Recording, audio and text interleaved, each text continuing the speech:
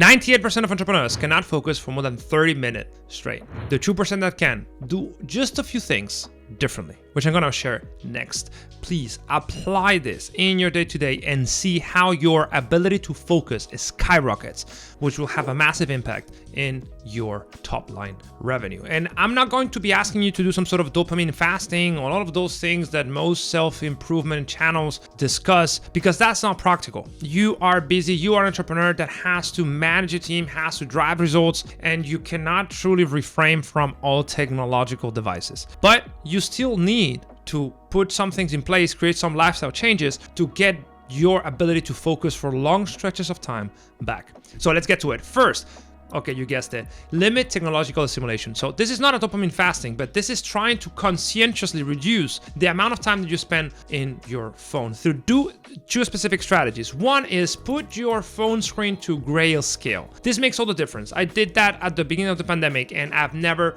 gone back. This will massively reduce the addictive pull the phone has on you. And then 2, remove all apps that are not related to talking on the phone, or in my case, checking email. So no Twitter, no Facebook, no TikTok, for God's sake. Do not have on your phone things that will induce an addictive technology stimulation. If you do these 2 things, you will reduce by 75%, most probably, the amount of technological stimulation that you have in your day-to-day, which will drive your ability to focus up. In fact, I think the latest statistics say that the average American spends 7 hours per day on their phone, 7 hours. And if they're entrepreneurs, about 4 hours. I try to limit the amount of time that I spend on my phone to less than 1 hour per day. And I pretty much achieve that every day, right? So it is very much doable. 2, reduce chemical stimulation. And what I mean by this is that do not have that many substances just to induce a state of focus, because otherwise you are too far removed from your own natural blueprint. If you rely on 10 coffees, 2 modafinils, and a bit of Ritalin every day just to get in the zone, you are essentially training your brain to need that in order to focus. And the first day you're off that is going to be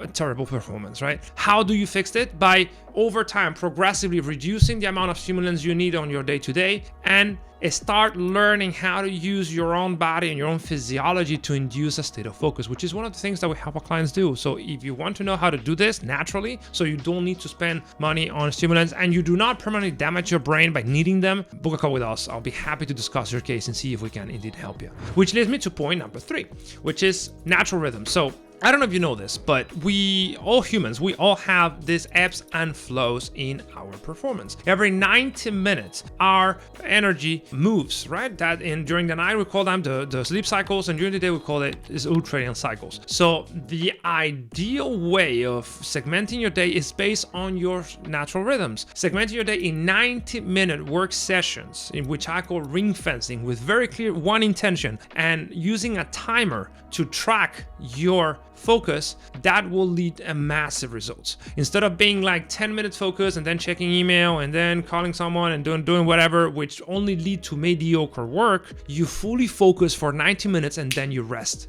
totally. And this is how athletes do their best work and how you can do it too. Which leads me to point number 4, master the 4 neurophysiological fundamentals: sleep, meditation, breathing, exercise, and nutrition. How you sleep, how you eat, how you breathe, how you meditate, and how you exercise have a massive impact in your ability to focus. We have plenty of videos about this in this channel, so you can check out how to truly drive all of these things to the max. If you get in tune with your natural rhythms and you master the fundamentals, you're going to have incredible energy that you didn't know was available to you. 5, design your environment. So this one is huge because I don't see many people discussing this. It is way smarter to use your willpower to design an environment that nudges you into the optimal behaviors than trying to focus and drive optimal behaviors by relying on your willpower, because your environment is full of triggers of negative habits. Devote time and attention to have a clean, orderly, and distraction allergic environment to do your best work, because this will help you focus more